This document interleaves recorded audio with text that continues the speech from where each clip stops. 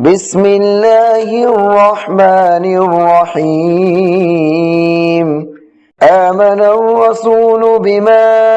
أنزل إليه من ربه والمؤمنون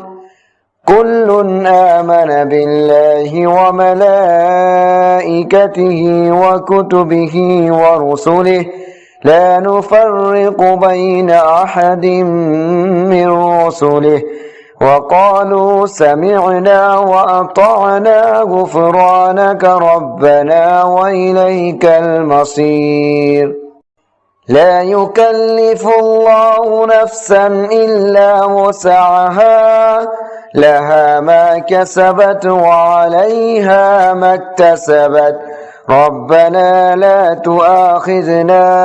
إن نسينا أو أخطأنا ربنا ولا تحمل علينا إصرا كما حملته على الذين من قبلنا ربنا ولا تحملنا ما لا طاقة لنا به واعف عنا واغفر لنا وارحمنا أنت مولانا فانصرنا على القوم الكافرين. صدق الله العظيم.